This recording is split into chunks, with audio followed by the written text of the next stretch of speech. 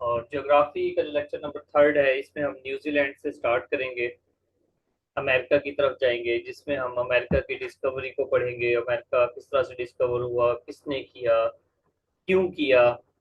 फिर जो American continent है, नॉर्थ अमेरिका, उसके तमाम कंट्रीज को देखेंगे, उनको कैसे याद किया जा सकता है हम ये देखेंगे। ठीक है, और उसमें कंट्री है कनाडा, उसके हम जो भी हमारे एग्जाम की तैयारी से रिलेटेड है वो उसके बारे में हम वो चीज़ें पढ़ेंगे।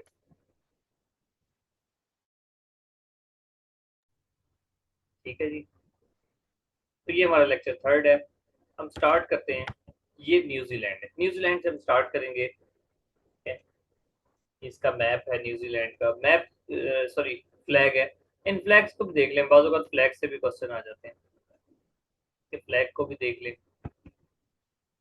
ये जो न्यूजीलैंड है, ठीक है, न्यूजीलैंड, इसके दो मेजर, वैसे तो इसमें तकरीबन 700 आइलैंड्स हैं न्यूजीलैंड के। सिर्फ ये जो आपको पोर्शन नजर आ रहा है, अब यहाँ पे अगर देखें आप, तो इसमें आपको दो बड़े बड़े जजीरे नजर आ रहे होंगे। ठीक है, जजीरे या जजीरा, जजीरे नजर आ रहे होंगे। एक ये टॉप पे है, इसको ये जो अपर साइड पे है, हम इसको कहते हैं नॉर्दर्न आइलैंड। और जो लोअर साइड पे है, ये साउदर्न आइलैंड है, south south island, north island. ठीक है, न्यूजीलैंड।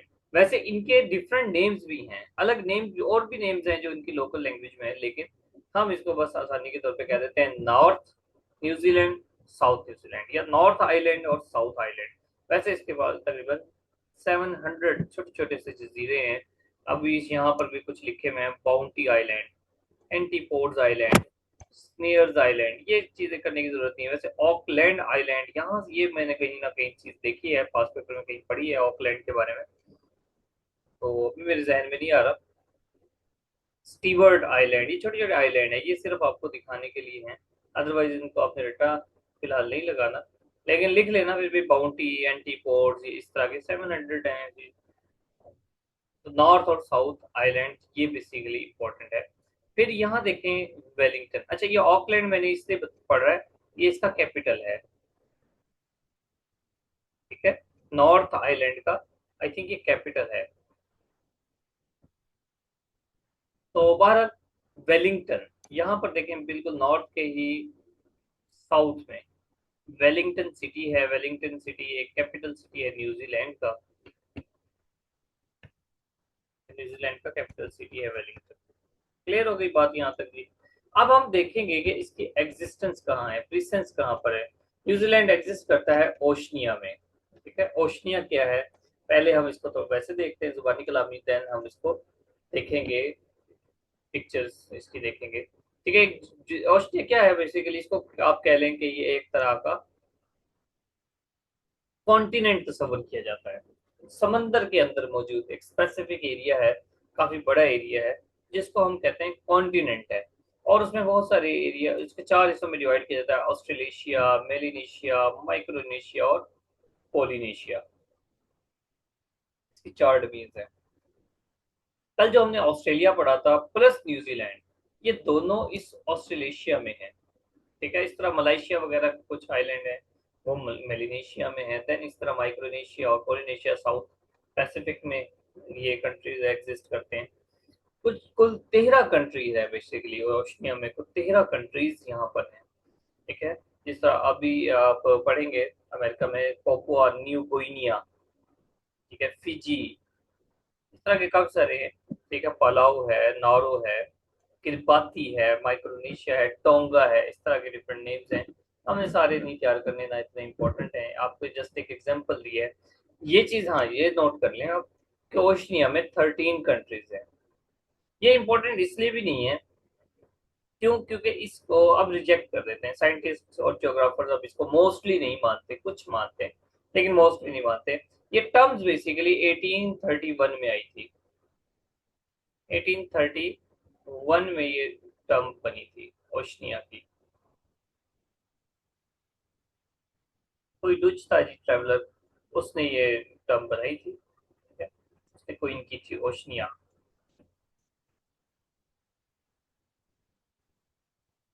डुच नहीं, फ्रेंच, फ्रेंच था। ठीक है, फ्रांसीसी बंदा था जिसने ये टर्म डिस्क्राइब की थी। अब हम इसको थोड़ा और देखते हैं। देखें जी, ये ऑस्ट्रेलिया और ऑस्ट्रेलिया के साथ ये न्यूजीलैंड है, ठीक है? ये न्यूजीलैंड है। अब आपने जब न्यूजीलैंड का मैप बनाना है तो ऑस्ट्रेलिया का भी साथ बनाना है, ताकि आपको इसके डिस्टेंस का अंदाजा हो। ये तकरीबन 1500 किलोमीटर का डिस्टेंस है, 1500 किलोमीटर का डिस्टेंस है ये, ठीक है, यहाँ से यहाँ तक। कहीं से 2000 है, कहीं से 1500 है। देखिए टॉप से ज्यादा है ना, यहाँ से ज्यादा है, तो ये 2000 है, यहाँ से कम है, तो ये 1500 है। तो 1500 से 2000 किलोमीटर का डिस्टेंस है साउथ पैसिफिक में। यहीं पर भी ये सारा एरिया ओशनिया कहलाता है, ठीक है? ओशनिया कहलाता है सारा एरिया ये वाला।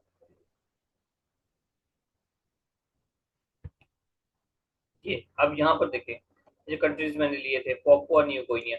अच्छा सॉरी, मैंने पापुआ न्यू गिनिया को अमेरिका का कह दिया, ये इधर ही है एशिया में, ऑस्ट्रेलिया के ऊपर, इंडोनेशिया का पार्ट है आई थिंक, या उसके आसपास है, ठीक है। सोलोमन आइलैंड, टोवालो, फिजी, नारो, इसका नाम भी मैंने लिया, ये नोट डाउन कर लेना। ये जो पलाओ, ये कहीं ना कहीं ये नाम यूज हुए हैं, जिनको मैं सर्कल कर रहा हूँ, कहीं ना कहीं ये यूज होते हैं। ये वाला हिस्सा क्या कहलाता है? माइक्रोनेशिया। ये क्या कहलाता है? ये वाला ऑस्ट्रेलेशिया। ये मेलेनेशिया। इसी तरह पोलिनेशिया भी होगा यहीं कहीं, इस तरफ कहीं पर।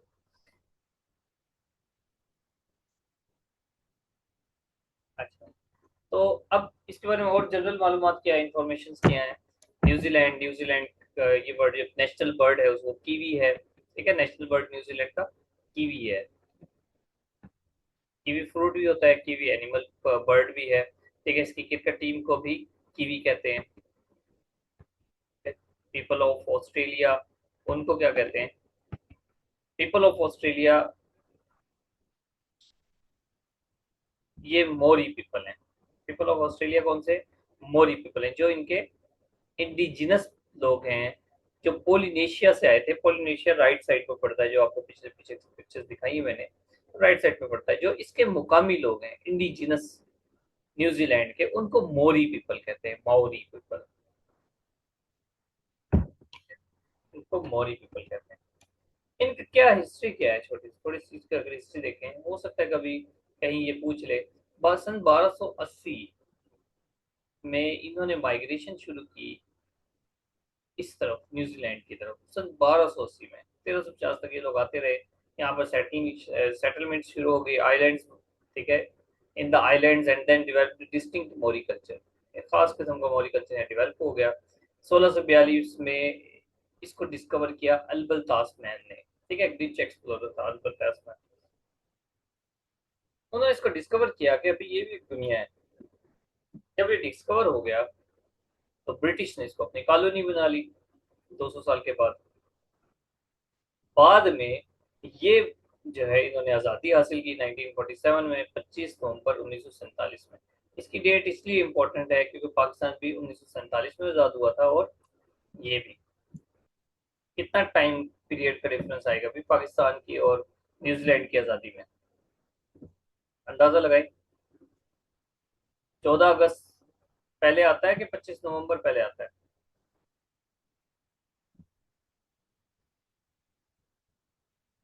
शायद 14 अगस्त पहले आता है। 14 अगस्त से 15 नवंबर के दरमियान कितना गैप है? लगाएं जरा हिसाब। सितंबर, अक्टूबर, नवंबर। 11।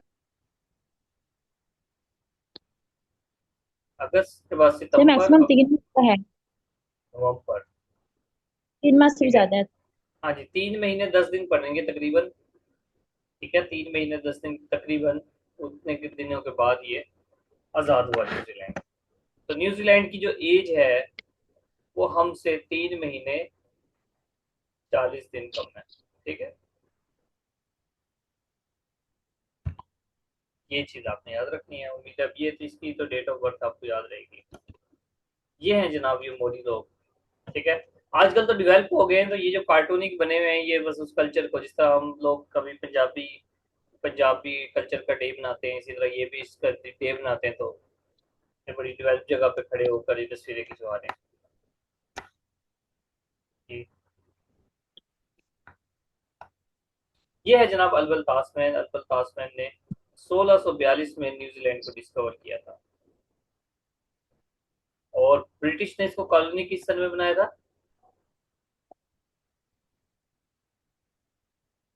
1840 में। 1642 में। जी 1840 में। ठीक है। न्यूजीलैंड की आप देखें, इसने इस कदर डेवलप है कि इसने वेमेंस राइट पर इतना काम किया कि वेमेंस को वोट कास्ट करने के लिए नेशनल लेवल पर ऑफिशियली डिक्लेयर किया 1893 में। ठीक है कि हम वो औरत को हक देते हैं, ठीक है, वोटिंग का। तो उस वक्त ब्रिटिश की हुकूमत थी, ब्रिटिश रूल के अंडर ही इन्होंने जो ना वोट पास करने की परमिशन दी थी। नंबर ऑफ अदर टेरिटरीज भी थी।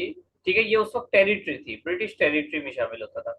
इसने इन फ्रेंचाइज कहते हैं वोट देने के हक को, इन फ्रेंचाइज। ठीक है। Women before 1893 New Zealand justly claimed to be the first self-governing country था to grant the vote to all adult women। ठीक है। नेक्स्ट है Napier is the city in which country. ये एक क्वेश्चन था एफपीएससी के एग्जाम में कि नेपियर सिटी किस कंट्री में है, तो वो न्यूजीलैंड में है। ठीक है। नेपियर कहाँ पर है? बिल्कुल इस समंदर के किनारे पर नेपियर सिटी है। ये फेमस क्यों है? क्यों? क्योंकि इसमें वर्ल्ड क्लास आर्किटेक्चर बनते हैं। आर्ट डीको, वो जो आजकल पाकिस्तान में बड़े फेमस हो रहे हैं, डीको का फर्नीचर है, तो वो जो डीको का आर्किटेक्चर है वो यहाँ पर बहुत ज्यादा फेमस है। ठीक है। ये लोग, ये इलाका जो है यहाँ इसके लिए फेमस है। ये होता है जनाब डीको का आर्ट वर्क, अगर आपने इसको नहीं पता तो इस तरह के होते हैं। फन फैक्ट इसके क्या है जनाब? ये दुनिया के लीस्ट करप्ट कंट्रीज में शामिल है, नंबर 1। नंबर 2, मोई डॉल्फिन पाई जाती है यहाँ पर, जो दुनिया की सबसे छोटी डॉल्फिन है, मोई डॉल्फिन। कहाँ पाई जाती है मोई डॉल्फिन? फिर Baldwin Street, world steepest street in the world है, स्टीपेट। अभी आप देखेंगे मतलब ऐसे बिल्कुल, पता नहीं इन्होंने कश्मीर विजिट नहीं किया शायद, या हो सकता है कश्मीर की गलियों से भी ज्यादा स्टीप है ये बाल्डविन स्ट्रीट। काल्डेरा लेक, जिसको ब्लू लेक भी कहते हैं, काल्डेरा लेक, यहाँ दुनिया का साफ तरीन पानी है, काल्डेरा लेक। तो ये तो शायद पीपीएससी में आया हो, लेकिन ये जो है आज मैंने इसको जरा सर्च कर रहा था, तो ये डेविल्स बाथ लेक भी पाई जाती है, ग्रीन कलर लेक। जब मैं बात करूं आपको, मैं बता देता हूं कि ये पास पेपर का क्वेश्चन नहीं है। डेविल्स बाथ लेक अगर ये पास पेपर का नहीं है, ध्यान से मेरी बात समझना, अगर ये पास पेपर का नहीं है ये क्वेश्चन, तो आप इसको बड़े शौक से याद करना। एन मुमकिन है कि कभी ये पेपर में आ जाए, तो मुमकिन है कि ये आज सिर्फ आप ही को आता होगा और किसी को नहीं आता होगा। ठीक है। और ऐसा क्वेश्चन ही हमेशा आपका मेरिट बनाता है, जो आपको तो आता हो मगर किसी और को ना आता हो। ठीक है। तो डेविल्स बाथ लेक, इनको हम एक एक करके देखेंगे क्या है जी इसमें। ये है जी मोई डॉल्फिन, ये दुनिया की ये सबसे छोटी डॉल्फिन है मोई डॉल्फिन। कैमरे में इसे ऐसे बड़े नजारे में से ये है छोटी सी।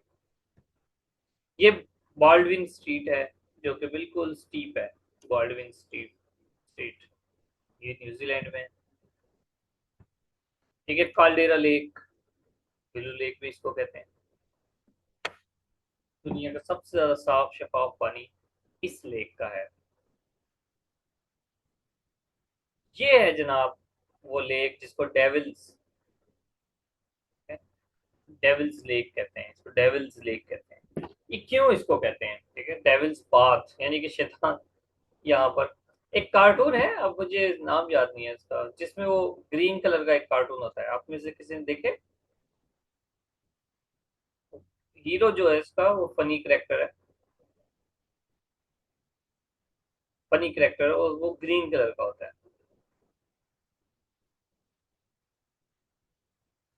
नहीं किसी को याद?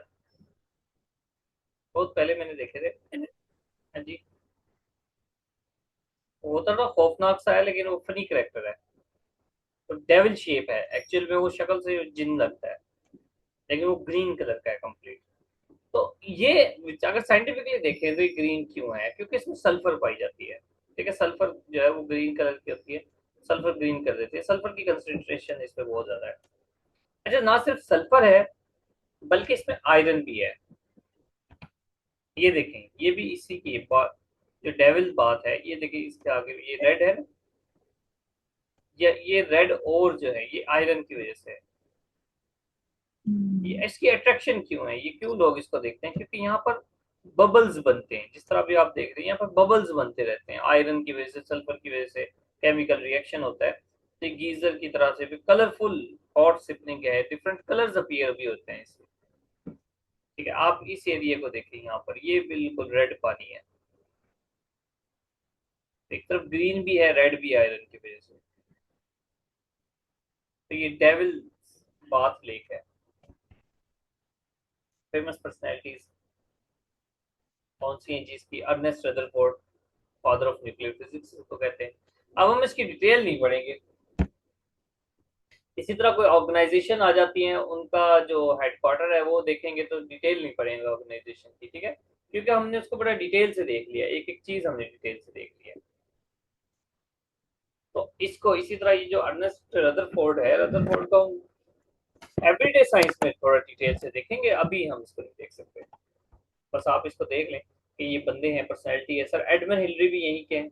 ये वो पहला इंसान है जो माउंट एवरेस्ट पर क्लेम किया था, इसने समिट की थी, इसने सर की थी माउंट एवरेस्ट। एडमन हिलरी, ये ऑस्ट्रेलिया के हैं, सॉरी न्यूजीलैंड के हैं। अच्छा, ये जो एडमन हिलरी हैं, ये पहले बंदे इंसान हैं जिन्होंने माउंट एवरेस्ट सर की थी। कब की थी?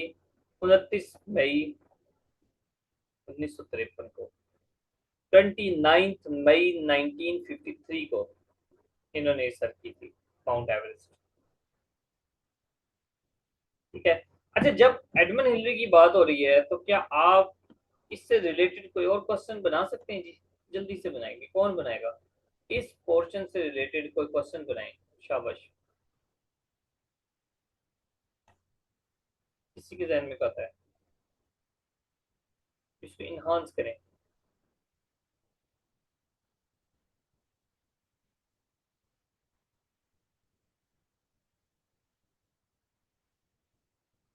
अरे अब सोचें कि अगर आप ये क्वेश्चन देखते हो और सोचो कि इसको मैंने इन्हांस करना हो, तो किस तरह से करेंगे, क्या एक्स्ट्रा सर्च करेंगे?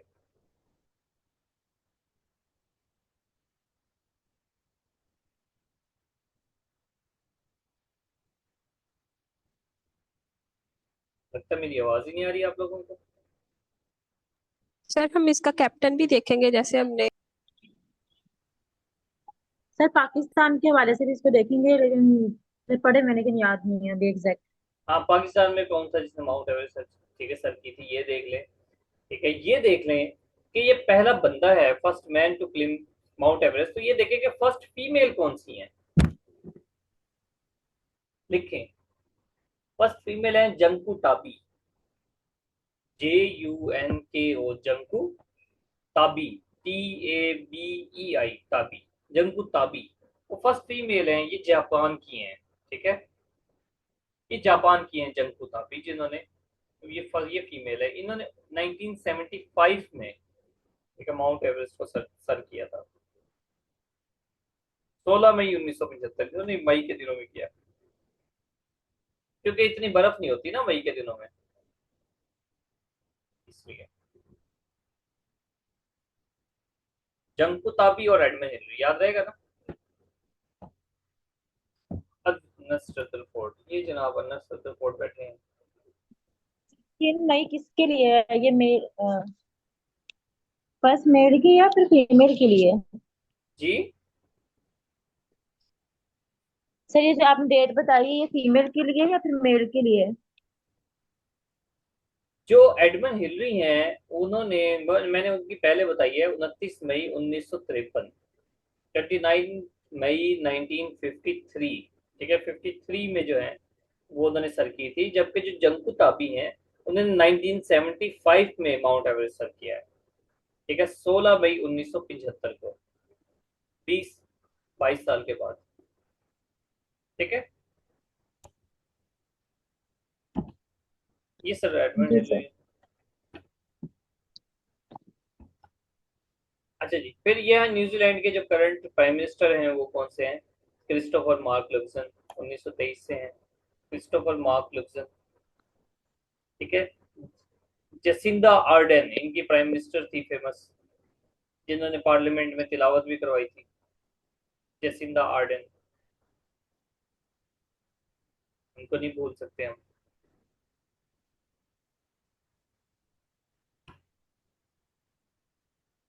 North America.